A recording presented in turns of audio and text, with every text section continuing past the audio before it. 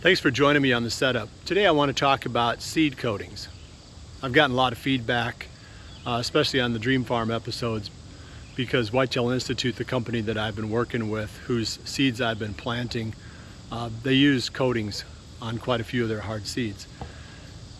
And I think the overall perception in the public, I shouldn't say the overall, some of the perception is that the coatings are, they're useless.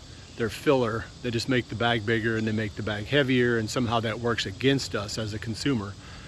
Well, if you think about it, you're not really buying food plot seed by the pound, you're buying it by the coverage. So if you want to plant a half an acre of clover, you get a half acre bag from one company for a certain price and a half acre bag from another company. It doesn't really matter what that bag weighs. What's most important is what's in it, and then how much it covers, and then whether the difference in cost justifies, or whether the performance of the seed justifies the difference in the cost. That's really what you're looking at. So let's get past that. Let's forget about buying food plot seed by the pound. Let's focus on buying it by the acre, by the amount of ground that it covers.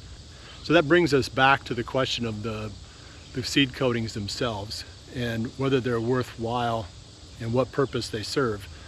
Farmers have been using them for a long time. I mean, I started using inoculants 20 some years ago on some of the stuff that I planted, and it served some useful purposes for fixing certain microbes, and I don't know what it did. I mean, I know that all the farmers said do it, so I did it. So I'm no soil scientist, unfortunately.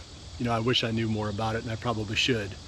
So rather than me guessing why Whitetail Institute has the seed coatings on their seeds, with my limited knowledge of and understanding of the coating systems and the inoculants and what their primary purposes are, I posed a question to Drew Gilkerson at the 2024 ATA show at the Whitetail Institute booth. So next we're going to hear from Drew and the purpose for the rain bond coating on the Whitetail Institute seeds, and then I'll close after that.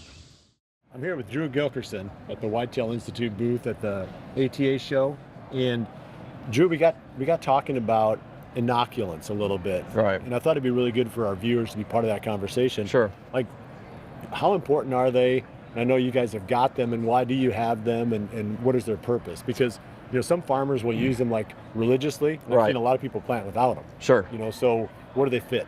Seed survivability rate. And why is that critical? We go through a drought. Some guys are limited at their time, so they can work their ground, they put the seed down, and then they leave and it doesn't rain. Right. All right, so these inoculants, so a lot of times seed in that, if they don't have inoculants, they'll fail. This inoculant is called Rain Bond that we have, and when it gets moisture to it, it grows 200% its size. Now, with that inoculant, we've got vitamins and nutrients in there to help seed survivability. So even if it does germ, and we go for a while and we don't have rain, this thing looks like a little Pac-Man, for lack of a better term, that actually attaches itself to the roots as it comes out. I'll be darned. And it's always feeding that root system. That's why it's so important. Yeah. And our hard seeds, you don't do that on soft seed like oats or stuff like that, but our clover, tall tines, those things have that rain bond on there, and that is strictly for seed survivability. One of the things that I've seen personally on my farm in Ohio, we planted a plot, had a horrible drought, did this in like early September.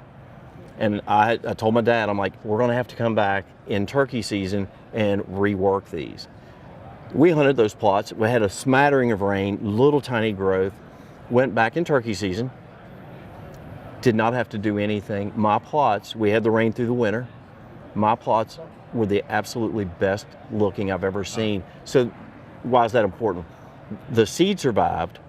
Even the ones that may not have germed at that time with that inoculant and the rain bond on there, held them in that earth until we did get the moisture, and I had the three best looking plots that you've ever seen. Clover, Fusion, Alpha Rack.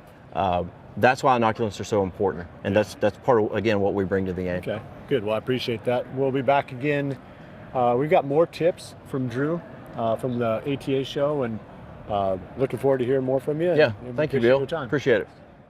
Obviously, you're paying for the coating, when you buy seeds from companies that use coating. They can't do that for free. So you have to believe in the technology and the science. I guess that's really what it comes down to. Do you see an added advantage to the coatings? Like I said, a lot of farmers have been doing it for a long time for a number of different reasons. So I don't see the downside. It's a little bit, like I said, it's a little bit more costly, but what I'm really paying for is the quality of the seed that's in the bag. And the coating to me is just a bonus. And I've had really good success over the years using the Whitetail Institute, especially their Imperial Whitetail Clover. Back in 1995, I planted my first food plot, and that was with Whitetail Institute Imperial Whitetail Clover. So, I got a little bit of a soft spot for that product specifically. But I've been using some of their other stuff too, some of their other coated seeds. And I've had really good success with them, whether I throw them out on top of the ground or better yet, drill them in. I'll do some more discussions on how the seeds perform and how the different planting methods work in the Dream Farm episodes. I thought you'd appreciate maybe clearing the air a little bit on this topic of seed coatings. Well, I appreciate you joining me. I'll see you back here again soon for another episode of The Setup. And remember to always dream big.